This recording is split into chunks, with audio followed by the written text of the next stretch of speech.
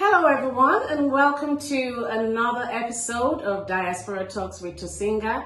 I am your host Tosinger, and Diaspora Talks is a show where we talk to individuals from all walks of life with inspiring stories and their experiences as it pertains especially to the Black diaspora, especially the African diaspora. Again, welcome to Diaspora Talks with Tosinger. I am your host Tosinger on Afrovibes TV and radio. And today I have a very, very special guest with me. She is a serial entrepreneur and cultural preservationist. This is my first time hearing that word. I'm going to let her introduce herself, tell us what that word means, tell us about herself and her background. Welcome to the show, Miss Keitra Bates. How are you doing? I'm great. Thank you for that introduction. Yes. So tell us, what does cultural preservationist mean? Well, firstly, I had to come up with something to put on my passport. And I was like, what do I actually do? You know, do I run a kitchen? Do I write a book? And cultural preservationist was the best all-encapsulating term that I could come up with. So for all the things that I do, yeah. Wow. And you're also an entrepreneur, you're a businesswoman. Absolutely. So is it the business of food and business of art? Tell us more about what you do. So I'm the founder of a company called Marty's, and Marty's is basically, well, our establishment? No. I went totally blank because I know exactly what it is, but Marty's is known for preserving and promoting culture, food culture specifically. And, you know, in thinking about all the things I do, most people in the States know me for food, but that's not all that I do. Now that I've traveled, and I don't want to get too far ahead of the interview, I'm known more in Nigeria as an artist, so it's interesting. That's interesting, yes. So where are you from? Where are you from originally? I'm originally from South Carolina, Columbia to be exact. I wouldn't want to be born anywhere else, but I don't think I'll live there again. Oh, so you moved to Atlanta. You're in Atlanta right now. I live in Atlanta now. I've been here longer than I lived there. So all of my adult life most of my adult life has been spent here in Atlanta. Did you go to school here? I mean, which school did you go to? Well, I ended up in Georgia because when I was in high school in South Carolina, a guidance counselor visited my school, and he was like, oh, you know, you should fill out an application for my school. And I was like, what is the name of it? And he said, Savannah State. I never heard of it, but he was like, we'll waive the fee. And so I filled out the application, I got in, and then they gave me scholarship money. And you know, my parents were like, you're going to stay in South Carolina? I was like, I got scholarship money to go to Georgia. And that's how I got here. Scholarship money, yes. Wow, and so far so good. You've been here, and then you already mentioned you visited Nigeria as an artist. So I want you to touch on what inspired you or motivated you to travel to Africa. So, like most African Americans, I think, that are into history and culture, we have a deep desire to connect with the African continent. And I just, you know, I have friends that are African, but I never had the opportunity to travel. I've had the invitation, but not quite like the right timing. And my company Marty's, we started to serve African Americans on the west side of Atlanta, but we later found that the problem that we were solving, which was making sure that people could stay in their community and continue to make money off of their family recipes, was a broader problem solve. And so it actually, you know, solve problems for immigrants. And one of the immigrants that we solved this problem for is Nigerian. So our Nigerian member said, oh, I'm getting married. And I was like, oh yeah? I was like, I want to come. And she, unlike, you know, other people like, oh yeah, sure, I'll invite you to my wedding. She actually did, and she kept her promise. And so she did all the organizing. And when it was time to go, I really didn't have to do anything. You know, I had my ticket, my passport, my visa, and I had the most amazing, life-changing experience. What made it specifically life-changing for you? I think anytime that you have the opportunity to take yourself out of what's familiar, you know, it opens you up to expansion, like personal expansion and growth. Yes. And going to a place that, you know, lives so like vividly in my mind, you know, like we all imagine Africa, but like to be there and deal with like the facts of Africa was very different. And I think the myths that I held were replaced with like memories that far exceeded, you know, the myths in my mind. What were those myths in your mind? Because I know a lot of people have, you know, that stereotypical thoughts about what Africa is and who African people are. So what myths did you have? Well, let's just say when you go to Nigeria in particular, you know, you're gonna have a I don't want to call it a rude awakening, but you will be hit with facts. Yes. You know, when you arrive in the airport, my first impression was like, oh my God, everybody's so nice. And, you know, when we got off the plane, I traveled with my mom, who's in her 70s. They were like, oh, Ma, you know, here's a wheelchair. And I was like, oh, they're so nice. Oh, yes, yes. But I didn't realize that the so nice came with an expectation for payment. And well, we can call it a tip. Yes, an expectation for a tip. And we had been advised by the bridal party to not bring money, which I would never advise. Like, have something, have a couple of dollars, have something, because it is customary, I think, when you travel to Nigeria, to tip. Unless you know what you're doing. If you need help, you need to, you know, like say thank you with money. Yes, yes. But you know, aside from that, you know, like as soon as you're off the plane, you're like, yo, it's a little different. Culture shock. Yeah. You know, when we rode, you know, across the bridge, the connecting bridge, you know, and I saw Makoko, which we definitely will get into in a bit, you know, and you can smell like the smoked fish, and you just, you know, the cars don't look familiar. You know, they have like all those tiny little buses. You know, like we call not it, the kekes, no. Okay. The little downfalls. I don't know what you call them, but they look like little minivans, but they don't have like a back storage part. So it's like the seats, the middle seat, and then the back seat, but then there's like nothing behind it. Like it's on. So I have cloth with this little vehicle on it. Wow. But you know, it was very, very different. The food is not the same, but it's familiar. The people, some of them look like people that you know. Yes. You know, which is amazing. I don't know. I just think being somewhere where everything is unfamiliar but also familiar. That's kind of familiar. Were you overwhelmed by the sea of black faces? Because that's one thing I hear. No, I'm from South Carolina. I loved it. I loved it. So, and also in Atlanta, there are places, you know, I don't want to say exactly where I live, but in the neighborhood, the community that I live in, I used to say, you know, I don't ever see people that aren't black. You know, maybe one or two at work, but for the most part, my experience was mostly just us. And so going to Nigeria and just seeing like all these people, it reminds me very much of being in South Carolina. Maybe some of your viewers are familiar with Charleston. My grandfather's from Charleston, so like the Gullah Geechee heritage. Yes. Nigerians look like this. Yes. So, sorry to cut you short. I was just didn't want to lose that train of thought about asking you, have you been interested in checking the ancestry, your DNA, the test to know where you're from? Have you done it, or are you interested in doing it?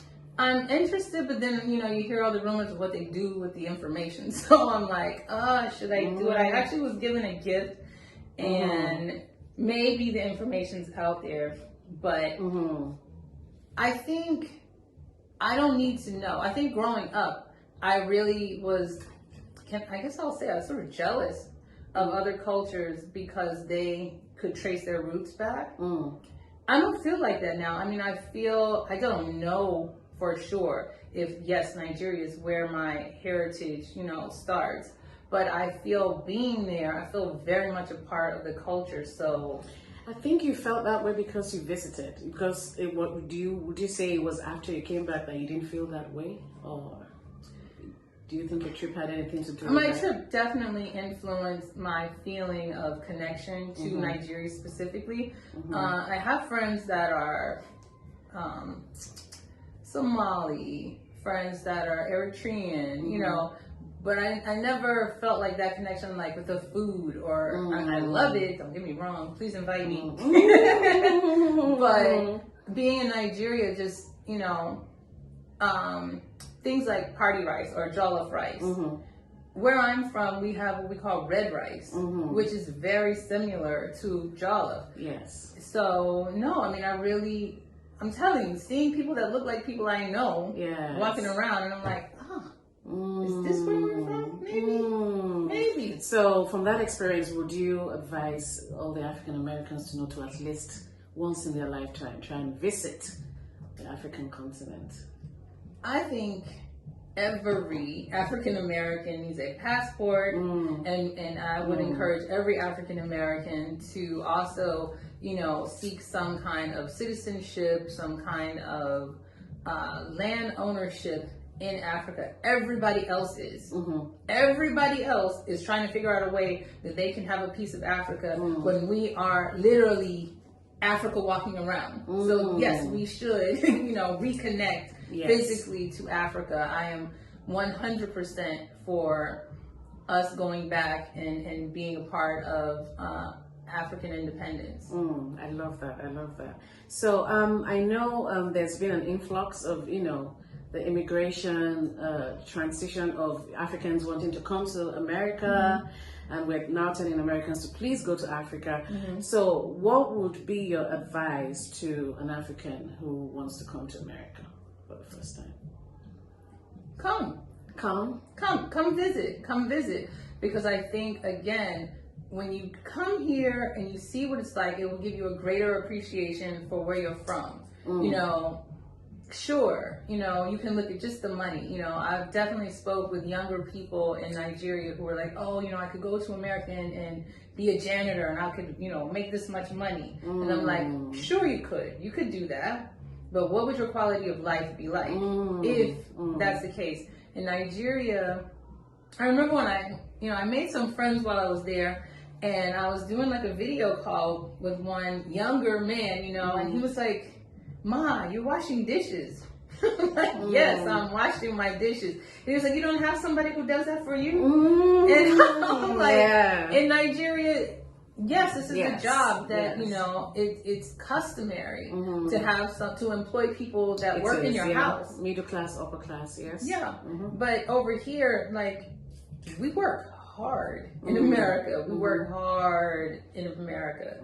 So you work hard and you see the money of what you're working for, because most of the Africans that are coming here, they're coming here for economic reasons, and we know how the dollar power is right now. It's terrible. Like, the exchange rate is mind-blowing. It's 4 figures right now. Yes. So you can imagine how that economic imbalance is making still people want to come to this side of the world when we're trying to encourage people to go back.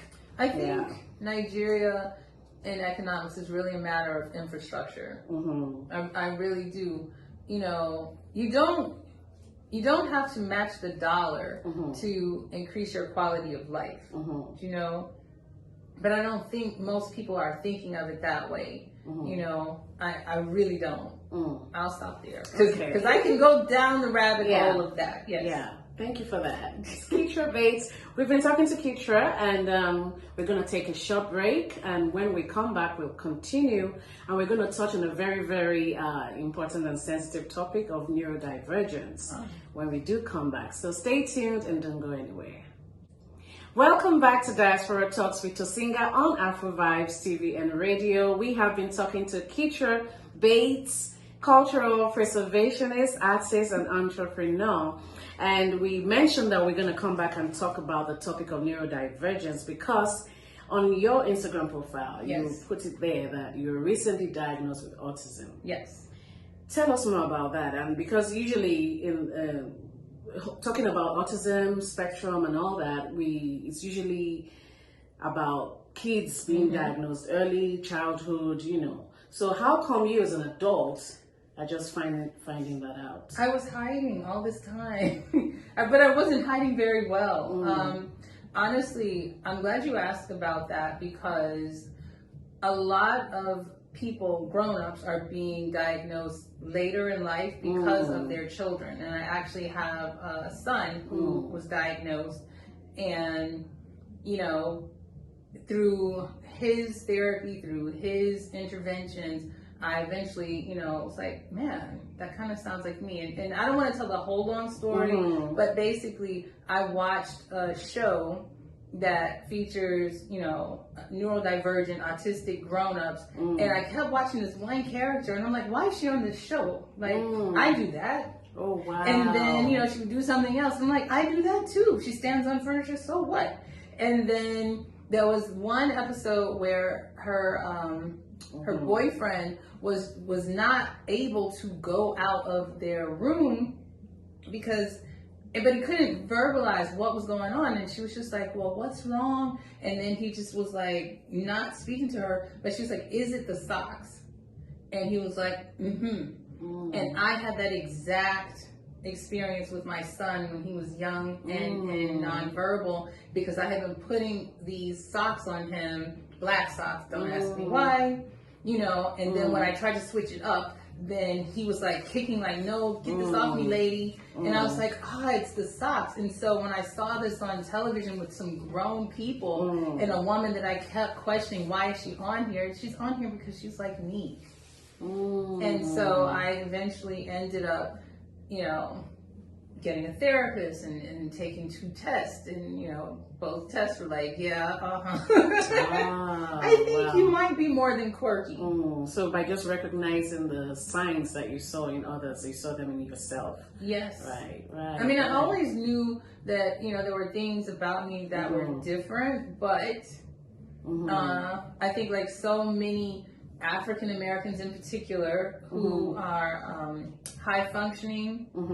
A lot of people will call it, people with Asperger's, but that's kind of out of fashion to use that terminology. But if you're high functioning and you do well in school, people kind of give you a pass. It's like, oh, she's just strange. Oh, she's just quirky. Oh, she's not interested in boys. Parents love that. Parents love to, to have an autistic girl child. They're like, oh, no problem. She'll go to church. She'll read her books. Talking about that, because you see all the signs, but how do you think the Black community or African diaspora are embracing people with autism, and do you think there are resources and support out there for us? Are we coming to terms with the labeling?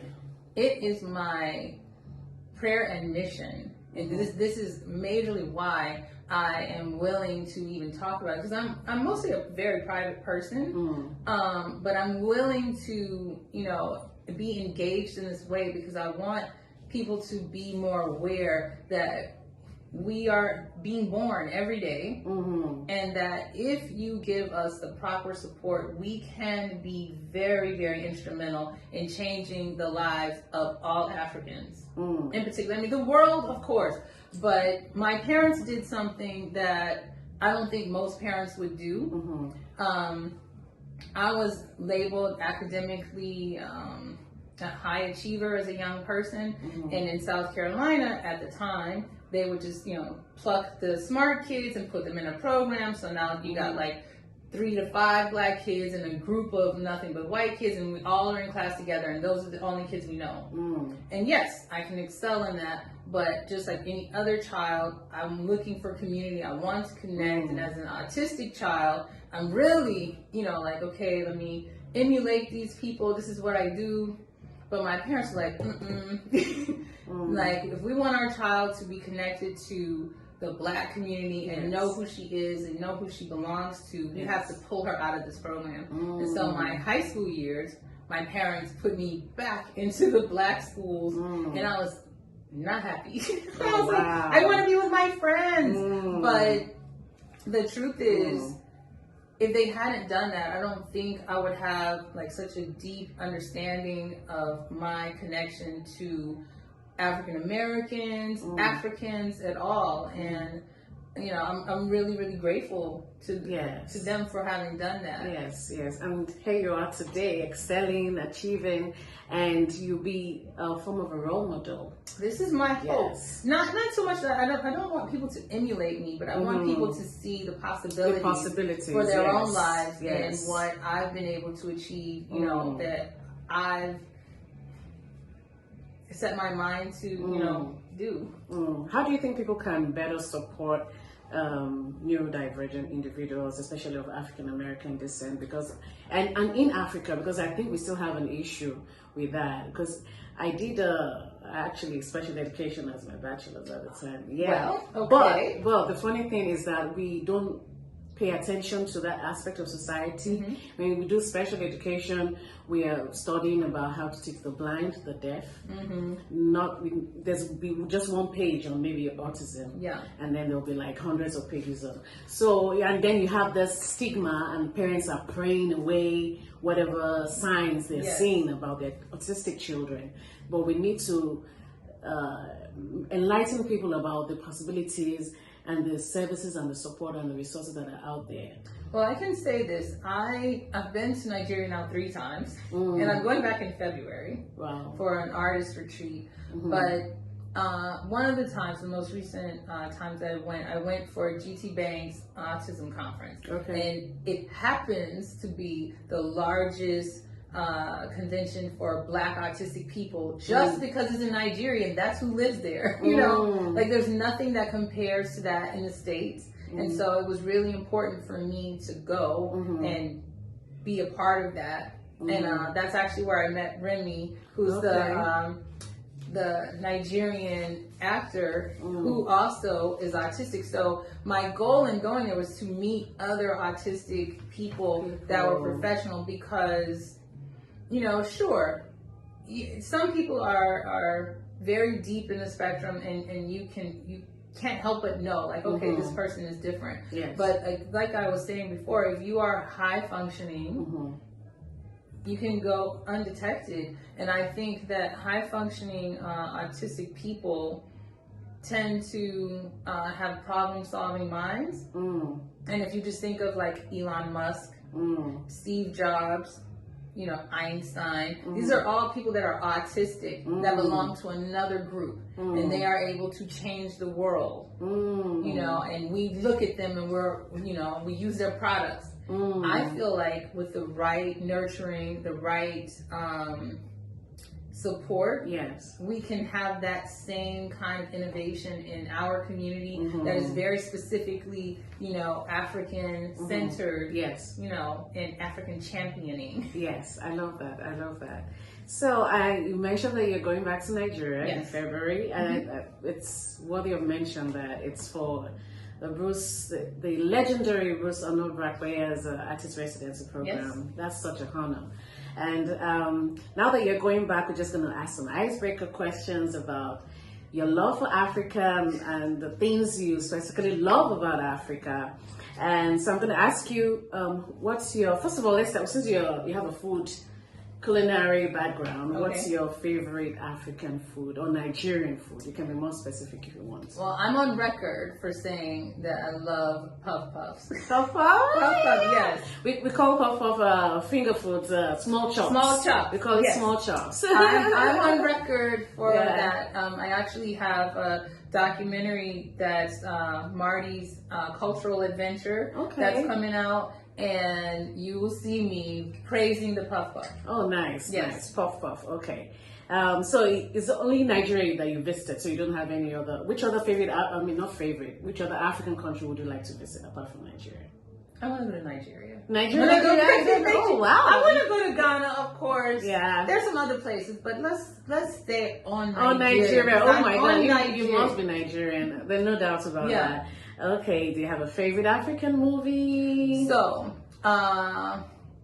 there is a movie, I think it's called, I saw it years ago. It's about a young girl, maybe in Sudan, who was a slave. Oh. Do you know what I'm talking about? Is it, it's like I Am Slave. Oh, there's that, but Nigerian movie. I would like to call out, this is an independent film that I had the privilege of seeing. It's called Boca Boy. Boca Boy, okay. Which is about a young man who comes to Lagos in hope of a better life and making money, and it is so authentic. So I'm always looking for like the real true experience. Yes. And yeah, as an indie film for sure, indie film. Okay. It will show you like the true experience, I think, of people who want a better life. Yeah, and I know music is also another great export out of Africa, especially Nigeria in the Afrobeats industry. You have a favorite artist, favorite song? Okay. So of course I like, you guys call him Fela, we call him Fela. Yeah, of course I like that, of course, the godfather of like Afrobeat, yes. I love him. Okay. And I visited the shrine, of course. Nice, and met Femi, and met his daughter, met his grandson, all these things. Oh, wow. Which is also on the documentary. But like just like my private, like what do I like? I like Wizkid. Okay, Wizkid, that's nice. That's nice. Wizkid, Is there a specific song of Wizkid? I'm not gonna call any song. Okay. No. We'll take it that you love Wizkid. I like because usually, I mean, it goes back and forth, Davido, Wizkid, and Burna Boy. Definitely Wizkid. It's interesting you said Wizkid. Thank you so much, Ms. Keitra. It's been such a pleasure. I just want to end on this note. What is the legacy of Keitra Bates? Tell us what you would like to be remembered for, what you want your name. When people hear your name, what do you want them to think of? Just short. Yeah. I want to be remembered as an architect of sorts, someone who built an infrastructure that other people can plug into and actualize their dreams. That is what I want. Nice. And where can we find you online? Social media handles? Oh, for sure you can find me on Instagram. Soon there will be a YouTube channel so you can watch the documentaries. And so it's Keitra Bates, that's what they search for? Yes. Okay.